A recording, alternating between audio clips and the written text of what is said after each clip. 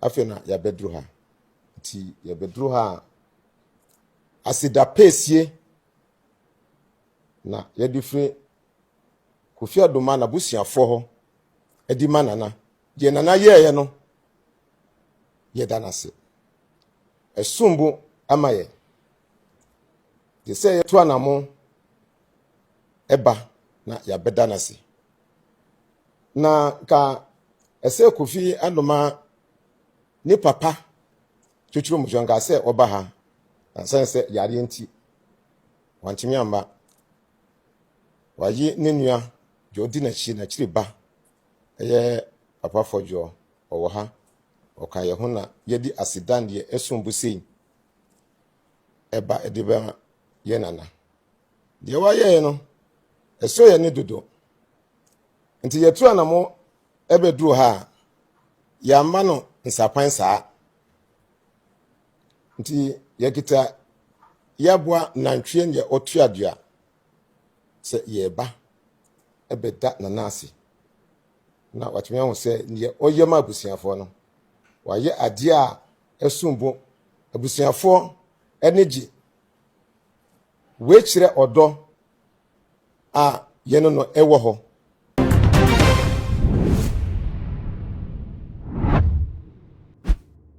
efre bana enye bana nchem ene efiri ye ba ni nsra se ne to ye ba ye wo faase ye nana no ye de ka ba ha ekoe na ya sa ba bio be chire mu no ma wo se ya ye ba ye no ye mfiri nchem ye firi bana kuru miensa so se nyina bana fo a bana kuru do so no ye nyina nte faako ya efiri bongase ewa ha ya efiri ayonkuru ewa ha ya efiri gbawo ewa ha ya efiri dompofie ewa ha ntimbana nkuru no bebi abusiafo no wono ya yiye ho ena yaba beshase ewo abusiapanyine so abusiapanyine ye frɛ no nana kwaku asepasa the second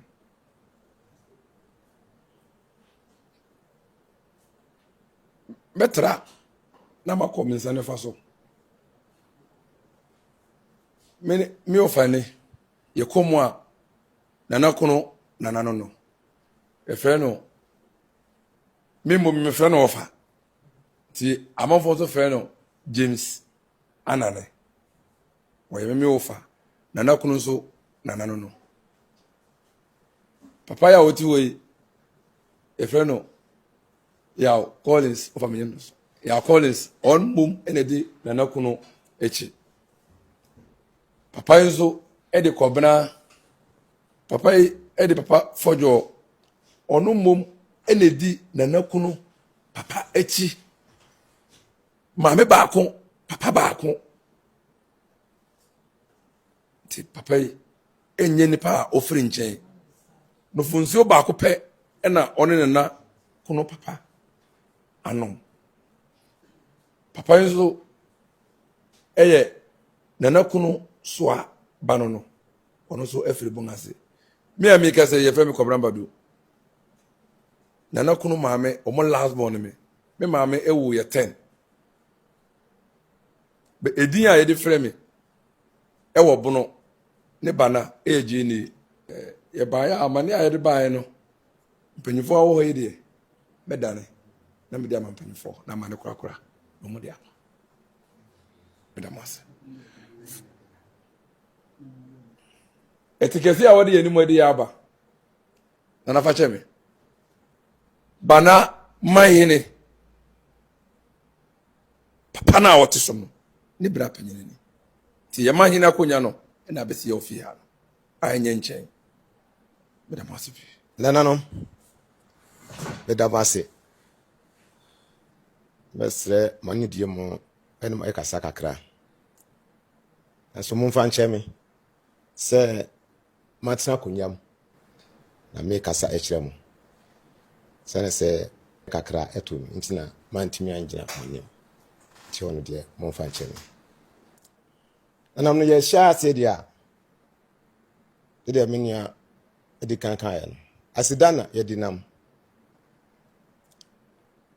ya de nyina ye ba ye disie ye osumbu a oda ya koma so a nana abna Atruba afa no ekunu a ọma ware se ejire ne ekunu tama yeti ye no na nana na wade kan kofa ye disie no da ei nana sense atu ye disie na watumi anya komapa odo ama asem so sei Kofi Adoma wanwane na busuafo eti ya asem no ayeye de dodo sese nya nipa nyina na obetimi aye asem anana eyeye ntinde yadi kan abaha akọ na ndenso yesafre bana atutumu a afena ya bedru ha nti ya bedru ha asida pesie na yadi fre Kofi Adoma na busuafo ho edi manana de nana yeye no ye danase esumbu amaye de se ye to anamo eba na ya bedanase na ka ese Kofi Adoma ni papa chuchuru mujonga se oba ha ansense yare enti wantimi amba wayi nenua jodi na chiri ba eye papa fojo owo ha oka ye ho na yedi asidan de esumbu sei eba ediba ye nana de wa ye no eso ye ne dodo nti yetu anamo ebeduru ha ya ma no nsapan saa nti yekita yabwa nantwie ne otuadua se yeba ebeda nanasi na watumi ho se ne oyema abusiafo no waye ade a esumbu abusiafo energy wechire odo a yeno no ewo ho nananom ani empanyinfo a moti ha mi kakakra mi dia so yebusua panyi die no so se misimi wa asem ka na asida kro no a ena mi pese medima nana abna Atruba ese asemi esiye obi a anke esi ya pe na ko afofo afre ne na busuafo asema atomu bani umehwe no otu ne bu ehwe Kofi sede etie bia ntichese na enwa si enipa yi oyari na nka opia no betu abusuafo so anka dien na nka yebetumi aye ntinana nyame nhyiraw bebri sabi o esi onyankopon kurapo ope asida Yesu ye papa ma kwatafodu womu kono na ba ku kai se ne papa ya mai se mun kokura pa miya me kwa ko dawo masi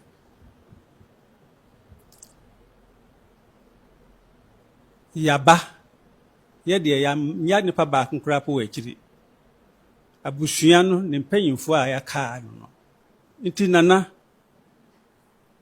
ye ba ya na busua no ena aba se e ba be dawa sibibri se onyankopon hata sori onhyiraw na yɛbɛkɔ so asere sɛ ɔdɔ a wodi ama no no yɛ sɛ ɛyɛ abusuamu no nyinaa dɔ sɛ nyɛ dɔ na wodɔ yɛn a nka woamfa no ammata ho yɛkan wodina akɔ ama no a seesei wane da kwan a wosan de no akɔ wedeɛ yɛbɛserɛ a nka sɛ mabrɛ nka sɛ mabrɛ nka sɛ mabrɛ na yɛde ano kɛkɛ na bɔ mpayɛ ama wo sɛ nyame bɛtu wo nkwam na wakonnwa a wote so no ɛnya animuonyam kɛse ɛwɔ wo man mu na kɔ so na kuta Kofi saa ama yɛn na nyɛ yɛ na ɛbɛhyira wo na Onyankopɔn na ɛbɛhyira wo ano ate nananom a moahyia ha madanseɛ kakraa ɛsɛ sɛ medi ka nsɛm wei ho nana deɛ mehu no akyɛ paa na ɛmsɛ ne abusua koraa biara nya hu no mene ne apɛ ne ho akyɛ ma owie koraa ka mewia no ɛde akɔkɔsi ɔhene wɔ bana na n'abusuafoɔ ante aseɛ mehyɛ daa ma ɔmaame na ɔpapa nyinaa baaba na sɛnea mekan akyire n'abusuafoɔ tee no ho na ɔmo sɛ ɔmo ma me kwa ɛnam wonyuma papa a wɔyɛ ɛno nti na ne mani abere a mehwehwɛ wo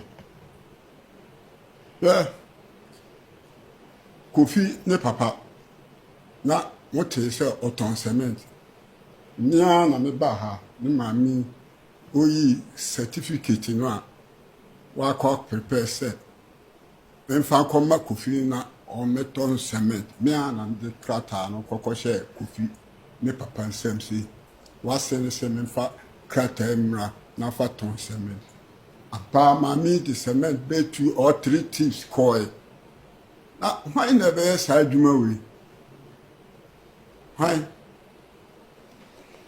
ɔde kɔkɔ maa no efiri n'akyi kae so kɔɛ kae no sɛnea obinom kɛsɛ ɔma akɔ akɔgye kaa no nyɛ maame na ɛkɔgye kaa no mekae sɛ dabi me wɔ hɔ na Collins ne Kofi no baeɛ sɛ wɔn ba abɛkyia wɔn papa ne so ɛna ɛyɛ ne wɔn nyinaa nkɔ yɛkɔɛ no nkɔmmɔdie mu yɛdidi nkɔmmaa na Collins na ebisa papa sɛ na papa sɛ na osi yare wotim ka ɔkaa mpo ni na ɔgye tuu mu sɛ meka na ne yere sɛ dabi woboa ɔntim kakaa no na kaa wei deɛ mu gya ne ha a wɔbɛkɔ aba no ne wɔaku no ho na no ɔde kɔ soro hɔ sɛ ɔba nyame amoa nka ɔbɛtwi faeɛ nso wɔ ha enti kaa no deɛ mu gya ne ha deɛ a na kyerɛ sɛ asɛm na mode brɛ nti ɛbaa no yɛne wɔ mu nyinaa tena ase sɛ ɛne ɛdeɛ nkwan bɛn so na mobɛfa ne ɔmo yɛɛ ne sɛ ne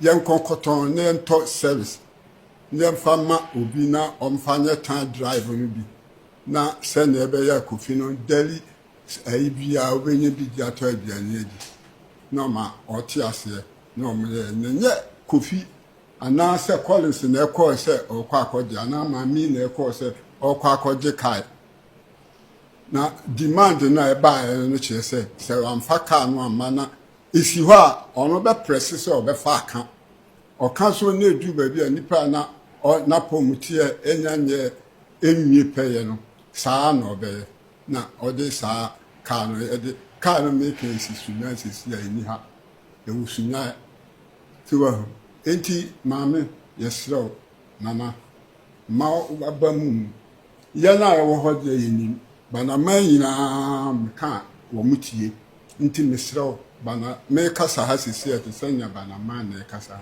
nti mesrɛw nya abɔtrɛ ma yɛ na yɛ nyi hwamɔ sese abusua panyin aba abusua mtia me dia yɛ mu nyinaa na ɛwɔ ha nti yɛdi wo ho adanse sɛ bibiara ni hɔ a ɛyɛ ahintahinta wɔ wafam wayɛ ɔkyɛ fam deɛ mmoa biara sɛ ɔde boa yɛ abusua no nyinaa no wayɛ adeɛ nyame nka ho wae nyame nhyira ɔma ntɔn kɔ so Kofi etee sɛ na yi na mekɔ baba na meyi me ti ne baba baako frɛ sɛ dada mate sɛ wakɔlaa no yɛse wanya accident na me mekɔdɔma yie no bi na mentumi hu sɛ wate a na me sɛ Kofi hwan atoa ase no na me ho wo so me sɛ onya ma me na me send a message na me send ma nti bɛ 10 minutes time na wo send it back nti nipa no yiti no ba bia wadura me so o ma me Kofi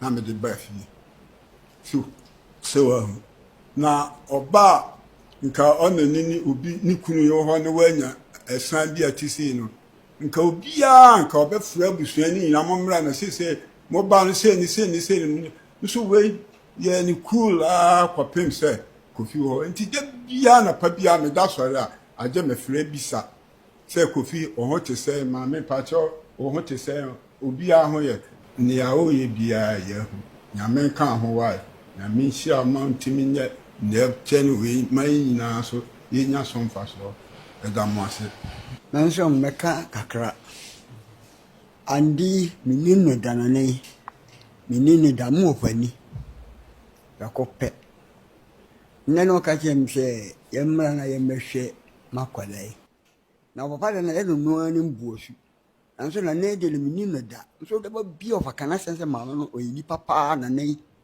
oyini papa na dindi nyame dini ndama mi yase pa nana nyame nka ho na ondonzem wetima heni ya amaye manuesi.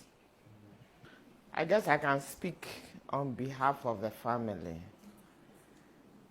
You spoke Twi. If I was to speak our local dialect, which is Ewe, you will not understand. Though we are all Ghanaians, we are speaking different dialects. So in order for you to understand, at least we understand Twi, so we've understood. But I don't speak it very well. That is why I would not. Because if I start Ewe right now, we need a translator. So we are overwhelmed with the appreciation you have shown our daughter, Nana. Marriage is about two people coming together in love. And even the vows they take is that for better, for worse. Our daughter has been brought up in a way that she cannot run away when situation changes. She has to stay in and make sure, because she's not only accountable to us, the family who sat down and received her things, she's also accountable to God, in whose presence she said for better, for worse. So she has done her wifely duty towards her beloved husband. They have a very unique relationship. Their relationship is of good friendship. But I believe that this should be an example for the youth, that in marriage, when things change, once you have said that for better, for worse, you have to finish the race together. So Nana, you and Kofi are an example to the youth of today, that this is what marriage entails. And again, just like our elder said, 10 people were cured and only one came back. As for gratitude, God even expects gratitude. Even the fact that we are alive, when we wake up, we say, thank you, God. So we are so grateful to the family. And I'm overwhelmed because this is paternal and maternal. That is the full family that is here. So if paternal and maternal has clarified the truth about information that are going round and people who don't have basis are spreading it. If you say anything now, they are challenging the maternal and the paternal. And you're also challenging the family of Nana. So we are so grateful that truth is what God expects from us. And truth is what you have put out now. May God bless you.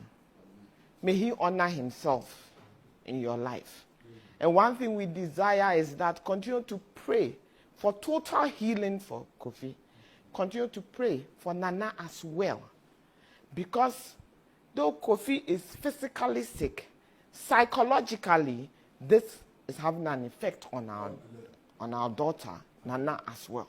So please pray for them, that God in his mercy We'll defend them. And at the end of the day, a year today, when we gather, we are giving thanks to God that he has shown his greatness. May God bless you, bless you, bless you. Take the message to Kofi's father that we wish him a speedy recovery. And God bless him also. Thank you. Yes, I share. Nanabo, Nasa Sherity. Mpayabone de Yenda, and I yen down so that. Amen. Yabon Paya say, Ahodi Ebeba. Ahodi baby crana. Yabon Paya say, the be free by Ibehu at the crop. Yatwase. It will be answered. We are not going to forgive at all. We are not going to forgive at all. We are standing tall to challenge until everything is well understood. I am behind every action that the four families are going to take if the result is not favorable. So nobody should relax at all in this case. We are not going to relax until everything is seen through. So I thank you for your coming. I thank you for your support. I thank you for the truth that you spoke out. So we are bringing this beautiful gathering to a close. And we just thank God. Let the bond of unity that started the very day Kofi proposed marriage to my daughter, and then the family sat down. The family also came from Breku, met us, Bana. The family came from Bana, came and met us. We sat down, we accepted it, and we said, Kofi, we in our family, we don't do in-laws, we do children. So when you marry, there's nothing like in-law. You are now a son. So Kofi is our son. And that's between the two of them. They have bind two families together. About 4 tribes together. Yeah. Because in Nana alone is 3 tribes. You know? And then Kofi. So now 4 tribes have been binded together with love. That cord can never be broken. Because we are answerable to God. And even before Nana came to Brown Hafo, Nana's grandmother, Mrs. Patricia Boating, took the lead to marry the former Brekum Hene, Nana Boachi Adam's son, Dr. Christian Boating. So the relationship there was hotty. And then we will come for more. There will be more exchanges in future. And we have our children and our grandchildren are from Brekum. So this is all love. May love bind us. May the cord of unity God himself has established by instituting marriage. Because he says a man will leave the father and mother and they'll become one with their wife. Therefore, what God has put together, let no man put asunder. Let no vices put asunder. Let no interference put asunder. We pray that the God who established that marriage, his presence will be in this marriage forever. Thank you once again. Thank you. So we can say the closing prayer now.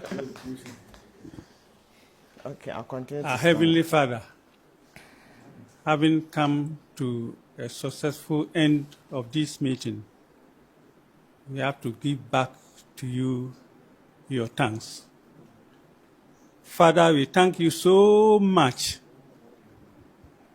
for having such a successful meeting. We further pray that, Lord, you bless each and every one of us here, and most especially Nana Abna Atruba,